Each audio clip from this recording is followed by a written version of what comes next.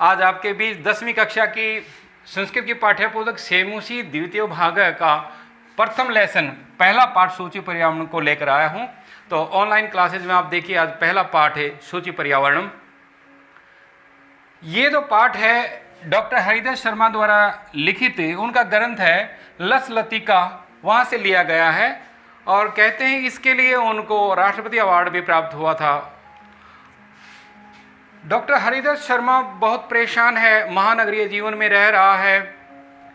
इसमें कवि ने महानगरों की यांत्रिक बहुलता से बढ़ते प्रदूषण पर चिंता व्यक्त की है और चिंता व्यक्त करते हुए कहा है कि लोहे का पहिया अर्थात जो मशीनों का जो पहिया है, मशीनें हैं, हमारे तन और मन दोनों की शोषक हैं और इसके साथ साथ वायुमंडल व भूमंडल दोनों मलिन हो रहे हैं। और कवि चाह रहा कि मैं इस नगरीय वातावरण से दूर कहीं एकांत जीवन में कहीं प्रकृति की शरण में चला जाऊं। तो उसी से संबंधित ये हमारा पहला पाठ है। आइए इसका सबसे पहले हम सहस्वर वाचन करते हैं और मैं ये भी चाहता हूं कि आप मेरे साथ मेरा अनुकरण करें और अभ्यास करें। सहस्वर वाचन का प्रयास करते हैं। दुर्वह मातृ जीवितं जातं प्रकृतिरेव शरणं शुचि पर्यावरणं। दुर्वह मातृ जीवितं जातं प्रकृतिरेव शरणं शुचि पर्यावरणं। हाँ, शुचि पर्यावरणं। महानगर मध्ये चलद निशं कालायास चक्रम मनः शोषयत् तनुः पेशयत् भरमति सदवक्रम। दुर्दान्तै दशनय यमुना शानैः जनग्रसनं शुचि पर्यावरणं। हाँ, शुचि पर्यावरणं। कज्जलमलिनं धूमं मुञ्चति सतिशकीटीयानं वाष्पयाने माला सन्धावति वितरन्ति ध्वानं। यानानां पङ्क्तो है अनन्ता कठिनं संसरणं शुचि पर्यावरणं। हाँ, शुचि पर्यावरणं।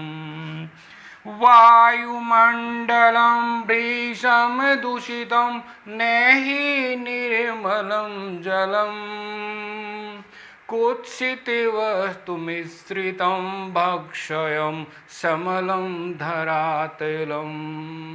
करणीयं बहिरान्तरजगति तु बहुशुद्धीकरणं शुद्धि पर्यावरणं। हाँ, शुद्धि पर्यावरणं। तो अभी इसके बाद हम इसका सरलार्थ करते हुए इसकी व्याख्या देखते हैं कि दुर्वहम अत्र जीवितम जातम प्रकृति एव शरणम।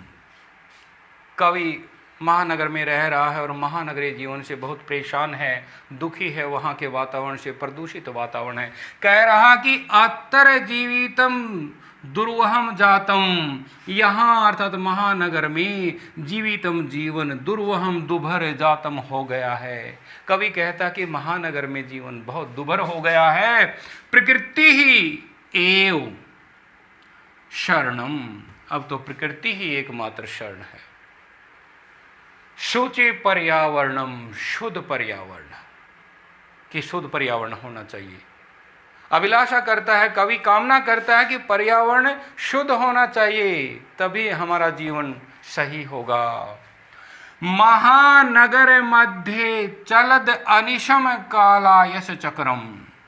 महानगर मध्य के, महानगर के बीच चलता हुआ अनिशम, अनिशम अहर्निशम, दिन रात, कि दिन महानगर के बीच दिन रात चलता हुआ काला यस लोहे का चक्रम, चक्र लोहे का पहिया, जितने भी मशीन हैं उनका जब चक्र घूमता है, पहिया घूमता है वाहनों का, रेलगाड़ियों का, तो उसकी बात करता है कवि कि महानगर के बीच या महानगर में दिन रात घूमता हुआ लोहे का पहिया, मनः शोषयत तनु पेशयत, मन का शोषण करता हुआ, मन को कष्ट देता हुआ, तनु पेशयत, और शरीर, तन का मतलब शरीर को पीसता हुआ, भ्रमति घूम रहा है सदा हमेशा, वह क्रम टेढ़ा अर्थात टेढ़ी गति से घूम रहा है।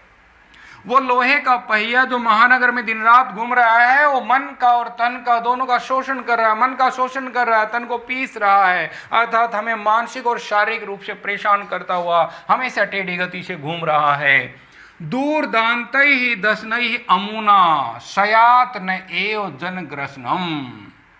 अमुना यह दूर दांतै दसनहि भयंकर दांतों से, भयंकर दांतों के द्वारा कहता है जन ग्रसनम मनुष्य का विनाश न सयात न कर दे। कवि को डर है, कवि को बहुत इस बात की दुविधा में है, परेशानी है कि कहीं ये दूषित वातावरण रूपी भयंकर जो दानव है ये अपने भयंकर दांतों के द्वारा कहीं मनुष्य का विनाश न कर दे, अर्थात मनुष्य जो है एक प्रदूषित वातावरण में कहीं समाप्त न हो जाए। और शुचि पर्यावरणम, अब तो शुद्ध पर्यावरण ही एकमात्र उपाय है, अर्थात शुद्ध पर्यावरण होना चाहिए। दूसरे पैराग्राफ में बताया कज्जल मलिनम धूमम मुंचति शतशक्तियानम। कज्जल मलिनम काजल के समान मलिने, धूमम मुंचती धुआं छोड़ रही हैं, शत शक्तियानम सैकड़ों गाड़ियां, शक्तियान का मतलब गाड़ियां, कि शहर में सैकड़ों गाड़ियां जो है काजल के समान मलिन धुआं छोड़ रही हैं। इतने व्हीकल हो गए हैं, इतने वाहन हो गए हैं, जब वो चलते हैं तो बहुत ज़्यादा धुआं छोड़ते हैं, काजल के समान धुआं छोड़ रहे हैं और वहाँ पर जीना दुभर हो जाता है। वाष्पयान माला संधावती वितरंती ध्वानम। वाष्पयान माला, वाष्पयान किसके लिए प्रयोग किया गया है? वाष्पयान का तात्पर्य है रेलगाड़ियाँ, क्योंकि भाप से चलने वाला इंजन बनाया था पहले रेलगाड़ी का, तो उसी के लिए प्रयोग होता है रेलगाड़ी के लिए। रेलगाड़ियों की जो कतार है वो ध्वानम वितरंती, आवाज करती हुई, आवाज बिखेरती हुई, संधावती दौड़ रही हैं।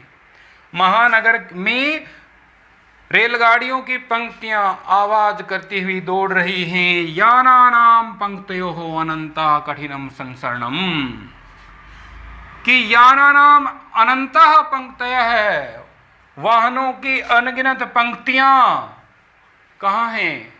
कहाँ हैं? महानगर में।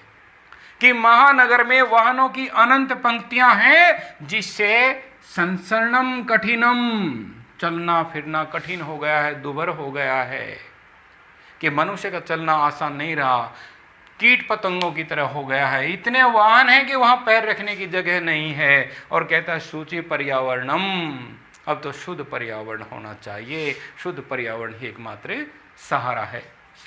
वायुमंडलम भ्रीषम दूषितम नेहि निर्मलम जलम। और क्या है तीसरे पैरा में बताया, कवि कहता कि वायुमंडलम भ्रीषम दूषितम, भ्रीषम अत्यधिक, बहुत ज्यादा, दूषितम प्रदूषित हो गया है। क्या? वायुमंडल, वायुमंडल प्रदूषित हो गया, अत्यधिक प्रदूषित हो गया है, क्योंकि विषैली गैस निकल रही हैं विभिन्न कारखानों से, धुआं छोड़ रही हैं, चिमनियां धुआं छोड़ रही हैं, वाहन छोड़ रहे हैं, और सीधे वो हवा में मिल जाता है, वायुमंडल में चला जाता है, जिससे वायुमंडल प्रदूषित हो गया है। न निर्मलम जलम, और जल भी स्वच्छ नहीं है। नदियों के अंदर जहरीला पानी गिराया जा रहा है, वेस्टेज जो वो गिराया जा रहा है, नदियों का जल अब पीने योग्य नहीं रहा। तो कहता है कि न ही निर्मलम जलम, कि जल जो है वो स्वच्छ नहीं है। कुत्सित वस्तु मिश्रितम भक्षयम, भक्षयम खाद्य पदार्थ, कि हमारे खाद्य पदार्थ कुत्सित वस्तु, निंदनीय वस्तु से मिश्रितम, मिलावट युक्त है। आपने देखा होगा कि आजकल न तो प्योर दूध प्राप्त होता है और न कोई मिठाई, हर चीज़ में मिलावट है, तेल में मिलावट है, दूध में मिलावट है, मिठाई में मिलावट है। कहता कि हमारे जो खाद्य पदार्थ हैं वो निंदनीय वस्तुओं से मिश्रित हैं, मिलावट युक्त हैं। सैमलम धरातलम, धरातलम धरती, अर्थात धरती की जो उपजाऊ परत है अब उसमें उर्वरकता शक्ति क्षीण हो गई है उसकी, और पॉलीथीन दूसरी वेस्टेज उस पर इतना हो गया है कि हमारी धरती भी मलयुक्त हो गई, सहमलम मलयुक्त हो गई है। करणीयम बहि अंतर जगति, करणीयम करनी चाहिए, बहि बाहर, अंतर जगती जगती संसार में, अंतर माने अंदर है, बहु शुद्धिकरणम अत्यधिक शुद्धिकरण, कि अब तो संसार में अंदर और बाहर है, बाहर और अंदर दोनों स्थान पर बहुत शुद्धिकरण करना चाहिए। हमें शुद्धिकरण करना चाहिए कि हम अंतरात्मा से, आंतरिक रूप से और शारीरिक रूप से बाहर भी, और जो हम देख रहे संसार में जो कुछ भी है वहां पर भी दोनों जगह शुद्धिकरण की आवश्यकता है, तभी हम अच्छे प्रकार से रह पाएंगे। शुचि पर्यावरणम, अब तो शुद्ध पर्यावरण ही एकमात्र शरण है।